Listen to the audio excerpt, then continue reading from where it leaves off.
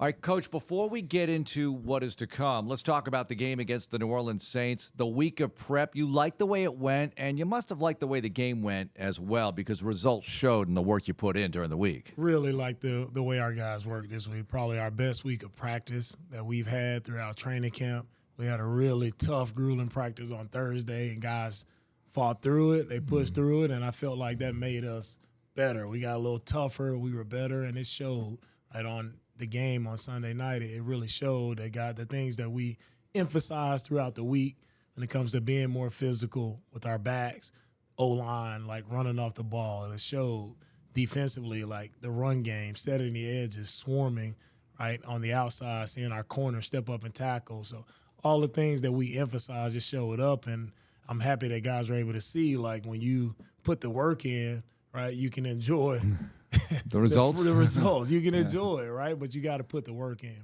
Coach, I don't want to use the word regret, but was there any point during the week where you're like, well, I wish we would have gone against New Orleans, or, boy, you know what, we made the right decision to stay here? Yeah, as the week continued to go along, I was like, this was the right decision. Yeah. It was the right decision for us and our team and where we were. Guys were able to, recover. Guys were able to get the proper rehab with the way our setup is here. I think it was looking back, it was the right decision for our team. You got to like the formula of both touchdown drives occurring with the drive start in the opposing team's territory, right? The punt return by Tank setting up one, and Des King with the sack giving you the ball in Saints territory. Both those drives were like that. Oh, yeah. That's how we play complementary football, and that's how you win games, right? Mm-hmm. We have to set the offense up defensively and special teams. We have to set the offense up to score, and we can get the ball right in the plus territory. We feel like that's automatic points for us. Coach, the first drive, they get a couple of first downs. I think it was a 2nd and 5. And Jalen went screaming off the edge at some point and stopped the run for no gain or a loss or whatever it was, and you get off the field on the next down. And we've talked about this a lot. Last year, Jalen made a lot of tackles, and everybody got kind of worried, like, oh, man, a safety's making a lot of tackles. But you need the safety to be involved in the run defense in some sense, and it felt like that was kind of the play. Is that what you expect from Jalen when it comes to run defense, to make those kind of plays this year? When you see Jalen, man, he's such an active player. Like, his instincts are off the charts. So for me, is in how many positions, where can I put him? He really has no position. It's safety if he needs to be down. He's linebacker. He's all over the place because he's a playmaker. And so playmakers need to show up around the ball. So wherever the ball is, that's where I want Jalen Pitre, because he's gonna make some big plays for us. Yeah.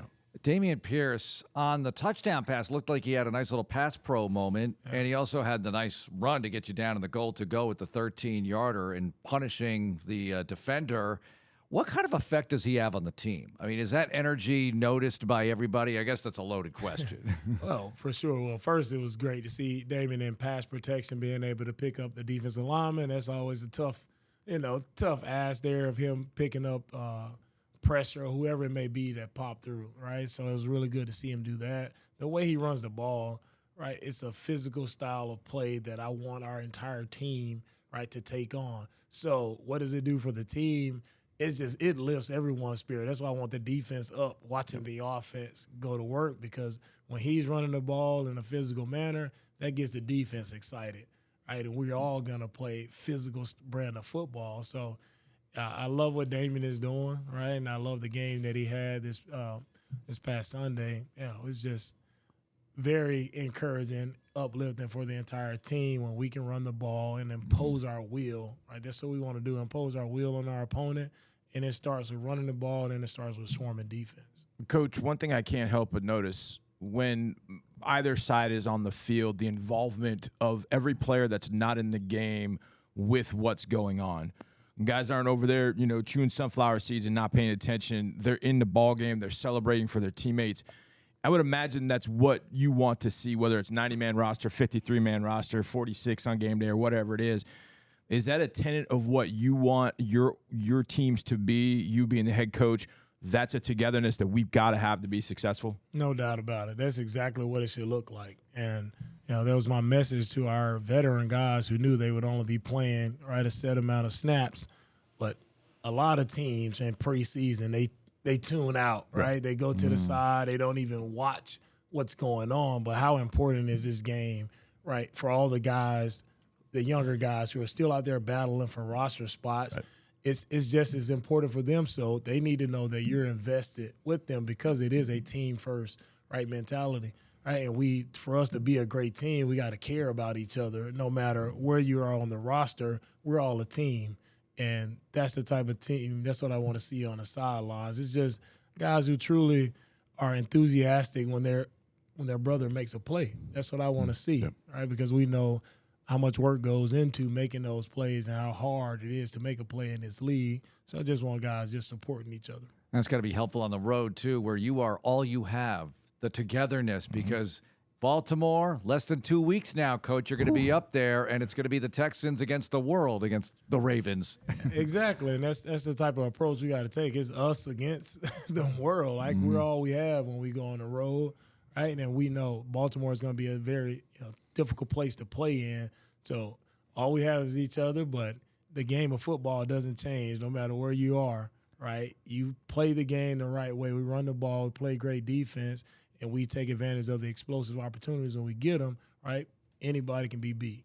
Coach, the football season's an interesting beast in some sense. There's all these different modes. You're in OTA off-season mode. Then you're in training camp mode. And then you get into the most important one at this point, other than playoff mode. You get into regular season mode. What's kind of the biggest thing that you, the staff, the players, going from preseason mode now into game mode, what's kind of the biggest thing that changes for everybody that moves forward to get into regular season mode and kind of snap into it that, hey, we play on Sunday? Yeah, the biggest shift, I think, is the preparation, right, that goes into it. That's why I kind of enjoyed being here this past week instead of going to New Orleans, because we were able to get a mock in-game schedule. So that preparation just changes completely. We're not going against each other. Right now it's truly like, man, how can we make sure we make these scout cars look exactly how the Ravens run them, right? Make sure our guys are on it so they know what to do. So whatever presents itself on game day, right, come Sunday against the Ravens, our guys have seen it. They know what to do. They know how to react. So it's just a matter of mentally getting our guys as sharp as possible so they can play fast. All right, you began your coaching career. We still had the 4 preseason games, still had one. We would have one coming up on Thursday night this week, right? Instead, we have the season premiere. We can get into that. But dueling pianos, by the way, as Hannah McNair told us on the season premiere evening. But you would have had a game, and I know that a lot of teams divide the team up a little bit. The starters who aren't going to play in that game would be preparing for the opener, but you'd still have that extra contest. How have things changed without having any game this Thursday, and you want to keep the team fresh? It's changed from that regard to where, you're still trying to finalize the roster, so you don't have as many guys, but you still want to be able to get, extra work on your opponents. So we still want to go into this week and kind of get a head start on Baltimore with limited amount of guys, right? So we'll go about it that way. And you don't have to deal with the extra game. That's why this last game was important for me to let everybody, as many guys as possible, play, because I know it's going to be, 2-week stretch of not playing football. So it was important for me to just get another, right, dress rehearsal in so when Baltimore comes, we're ready to go. Coach, did you ever play Tetris growing up? I did. Play a lot of Tetris. So when you played a lot, when you stopped playing it, did you start seeing the puzzle pieces kind of fall into place? You did. Yeah. Do you kind of feel that way about the roster? Like, you think about it so often that as you're driving, you kind of see the pieces start to fall in place of this guy going here, kind of that guy. It's almost like a football game of Tetris in some sense. Oh yeah, it starts off real slow, right? And now you're like, wait a second, now they're flying in. But are you kind of going through those machinations in your mind? You're driving, you're going to the store or whatever, and you're just kind of seeing all those different, combinations of players that might make the 53? No doubt. It's always on my mind. It's game of Tetris. Driving, game of Tetris, and now it's starting to kind of get finalized here. Yeah. I'm feeling good with where we are, and it's always a matter of how can we try to improve the roster as well. We have the guys we have on our team, but it's about our scouting staff looking out at other rosters and trying to predict, okay, is there someone else that can upgrade our team? So it's a collective approach that, I'm really proud of our staff and how we put this thing together. All right, so put the former player hat on for a moment. How weird was it as a rookie when you come in, 90 guys in the building, and then wham, you see guys get cut, a large number of players. And it was different back then with the practice squad size. So what was that like for you as a rookie to watch that, and how does it affect how you approach things today as a head coach? Yeah, it was shocking, for me as a rookie, because it's like you know these cut down days are coming, but there's always, for me, and it's in my experience, there was always like the surprise, like veterans, like, oh no, they cut him, and that's the one that always got me. Like my first, and it happened probably like my first 2 or 3 years in the league, and it's kind of, you start to kind of expect it. Like I guess that's a trend, and that's what happens. But it's always hard. You have all these guys you're connected to, great teammates, and then they're gone. Guys you're used to talking to every day. You're gonna see them every day in the locker room and meeting room, and now, they may be on another team or they may be out of the league. So it's hard to kind of stay connected to guys. So as I become a head coach, I just understand, how difficult these few days are. And not only for the guys you having to release, but also for the other guys, the 53 guys who may be in the locker room. Like, they're losing some good friends and guys who they've been battling with over the past, 4 or 5 months. Right? And that's hard. It's hard on the guys in the locker room. Guys kind of, you forget that, but me being a former player, I understand the toll that it takes on the guys that we have here as well. Coach, one of the things you said, and I can't remember if you said it at a presser, or if you and I were talking about it, I can't remember, but I've never heard a coach say this. And you talked about, we got a 90-man roster. I want all 90 men to be in the NFL no matter what. Yeah. And I heard that, and I was like, I know probably some coaches, they may not say it out loud. You said it out loud, and I just was like, whoa, wow, that's wild, because we do talk about it. Marc and I talk about, this guy could go somewhere else. He could go get a job elsewhere. But the fact that you wanted, 90 men to have a job in the NFL, whether it's with us or somebody else, I just thought that was a really interesting comment, but also speaks to the personal, touch that you kind of have with the players. Where does that for you sort of come from, that you're like, you know what? Yes, I want the Texans to do well. My job is to get the Texans some wins, but you know what? These guys are busting their butt for me. I want to see them do well as well. And that's the main part about it for me, is that I care about all these guys. I'm invested in them. I care about these guys. I know these guys they're trying to feed their families and take care of themselves. So it's important to me. Like, that's why I told the guys this on Saturday night. That's why I push the guys as hard as I push them, because I know if you work the way I'm asking you to work, that travels to any team, right? And you'll stick out like a sore thumb on any team, because everyone doesn't work that way. So if you just take the things that I'm trying to instill in these guys, they take that somewhere else, they will make the NFL, right? Because they put the work in and they're willing to do that hard work. But I just care about all these guys. I know how hard it is to make it in the NFL, but the opportunity is there. There are a lot of, with the practice squads being expanded to 16, right, there's a lot of opportunity for guys to make a roster.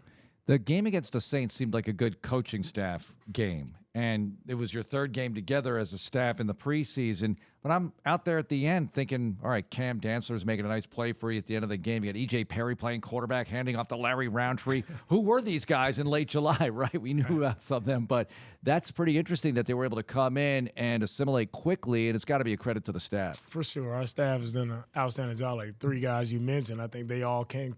Dantzler came, I think, just this week, and EJ came a couple weeks ago. Right, Larry came 2 weeks ago. So it's just cool to see when those guys go out there and play, they know what to do, they know how to do it, and they just fit right in. And that all goes to, right, the coaches who have to spend, which no one talks about, where we have our set meeting time with the guys, but when you get new guys in, we have coaches who are meeting at, call it 6 a.m., right, with guys, trying to get the early meetings, or they're staying later, watching more film with guys, just trying to make sure they're caught up to speed as quickly as possible so they can go out and perform. So credit to all of our coaches. They did an outstanding job this week. All right, Coach, we can finally talk about Baltimore for real. I mean, I know I understand the roster machinations and everything that are going to happen over the next couple of days, but your staff getting ready for Baltimore, I mean, is it full bore right now? And even before that, I know you're probably working on Baltimore a little bit. Is it full bore, all in, 2 weeks, looking for the Ravens on Sunday, next Sunday? Yeah, we're all in, right? We put the Saints game to bed last night, and I told our staff, right, we're on to Baltimore, and let's get going. Let's get a head start this week with the days we have to work.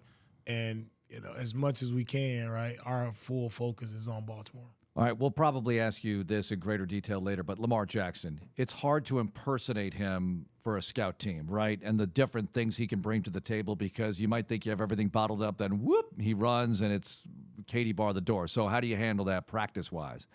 Well, we try to tell whoever that quarterback may be who's simulating, Lamar Jackson. I don't think we have anybody Lamar. that can do that. But it's just being able to, with the athlete that Lamar is, being with the zone reads, we got to have a great look on those. And also, just when things break down, we got to have a couple plays where our defense is aware when he does scramble, right? What do we need to do, right? Where am I? Where are my eyes when he does scramble? So we have to get good attention to detail when it comes to that. Coach, I don't know if you were aware of this, but last night you did name C.J. Stroud the starter for Baltimore. What? Oh, Yes. what? I mean, yeah. Somebody asked that? Yeah, Surprising. Exactly. I don't know how we got this far in a conversation without talking about this. But in all seriousness, as a young guy growing each time he goes on the field, although it's interesting that his first game against New England, he's 2 of 4 for 13 yards. Yesterday, he's 2 of 4 for 16, and they felt completely different, only 3 yards difference. But the decision to go with CJ and be your guy, we talked about it a little bit. I want to expand on that. What is the growth that you've seen in CJ since you've been around him, since he's been drafted? Man, the growth just starts from his first day, right, of just getting in the huddle, getting play calls, right? You got to remember, it's college kid who comes from look to the sideline. Yeah. Right? They hold up a sign and you run the play. A picture of something. Yeah, and they just go. So it's a whole new process, right, for these kids when it comes to offensive football in the NFL, huddling up, calling plays, long play calls. Coach Slowick, all right? It's long play calls. So it's a lot that goes into it. So how can you command the huddle first and to see him grow in that regard of just commanding the huddle, commanding the play calls, and just his play, right? Once he frees up from that, now he's able to showcase his talent, and that's throwing the ball at all the levels of the football. Wherever he wants to put the ball, the kid can put the ball. The ball placement is it's eye-opening to see where he can place the football, and just to see him continue to gain the command, gain the respect from his teammates. One of the most important factors for me is just when the teammates, when they look at him, they know, okay, I believe in this guy. I know he can help us win games. All right, Amity Bank Ask Coach question of the week. I got a good one for you. All right, so Micah is of the age where he can be a professional athlete, but it can only be in the NBA or Major League Baseball. He has those two options, and you get to pick. So what sport should he be a pro athlete in? He loves that. Yeah. Oh. Well, he's asking for your advice. This is in the future. I would say basketball. Yeah. Fewer games. I can make all those games. It's about the spectating. 162 is a long season, man. Yeah, it you is talk a to long- people in Major League Baseball, and they're like, it's still on. It's a grind. Yeah, it is a grind. So go through 3 definitely different seasons. basketball. Okay. We'll address football another time. Coach, thanks a lot. Good luck. Thank you, guys.